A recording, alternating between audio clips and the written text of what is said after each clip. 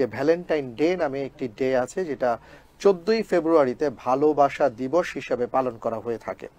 আমি আপনার কাছে জানতে চাইবো যে কোরআন এবং সুন্নাহর ভিত্তিতে আলাদা করে একজন মুসলিমা তারা ভালোবাসা দিবস পালন করার কোনো তাৎপর্যপূর্ণ ব্যাপার আছে কিনা, বা কোরআন সুন্নাহ কি বলে এই ব্যাপারে? আলহামদুলিল্লাহ ওয়াসসালাতু ওয়াসসালামু আলা রাসূলিল্লাহ ওয়া বা'দ।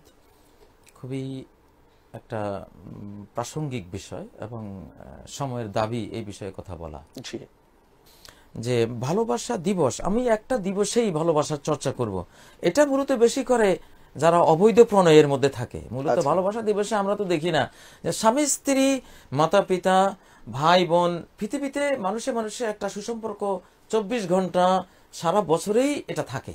জি, তো একটা দিবসে কিন্তু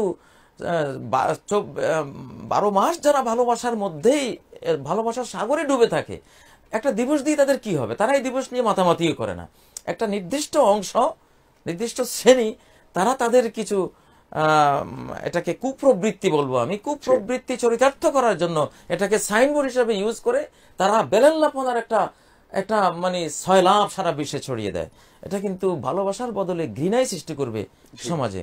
তো একজন মানুষকে ভ্যালেন্টাইন ডে নয়, ভ্যালেন্টাইন লাইফ এনজয় করতে হয়।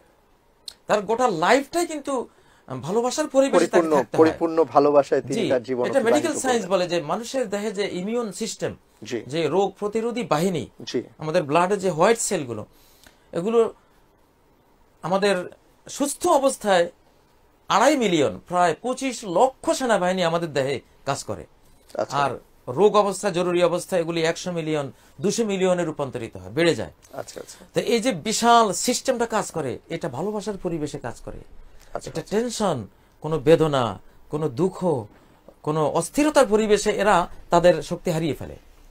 এই জন্য আপনার ইমিউন সিস্টেমকে দিয়ে যদি আপনি সুস্থ থাকতে চান, আপনাকে পুরো লাইফটাই এনজয় করতে হবে, পুরো জীবনটাই আপনাকে কাটাতে হবে ভালোবাসার পরিবেশে, ঘৃণার পরিবেশে নয়, শত্রুতার পরিবেশে নয়।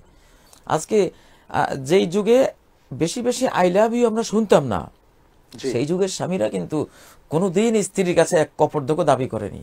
যৌতুক শব্দটাও ছিল না আমাদের সমাজে, এত ভালোবাসার পরিবেশ ছিল। স্বামী উজাড় করে জীবন, যৌবন, সম্পদ সব উজাড় করে ভালোবাসার পাত্রীকে, তার জীবন সঙ্গিনীকে অর্পণ করত। তখন মুখের উচ্চারণ ছিল না, হৃদয়ের ভাষা ছিল। এটাকেই বলে যে ভরা কলসি নড়ে না, কিন্তু খালি কলসিটা বেশি নড়ে।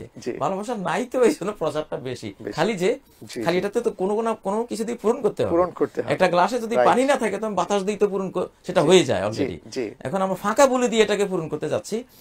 যে ভালোবাসা আর দয়া মায়া পাওয়া যাবে স্বামী স্ত্রী বন্ধনের মধ্যে, বয়ফ্রেন্ড আর গার্লফ্রেন্ডের মধ্যে চর্যবৃত্তি পাওয়া যাবে, চুরি করে অপকর্ম করার কাজ পাওয়া যাবে, ঠকানো পাওয়া যাবে, প্রতারণা পাওয়া যাবে। 6 মাস থেকে তারপরে চলে গেছে, সিম কার্ড সব পাল্টে ফেলছে, আর পাত্তাই পাওয়া যায় না কই যে গেছে। এইভাবে কিন্তু হবে।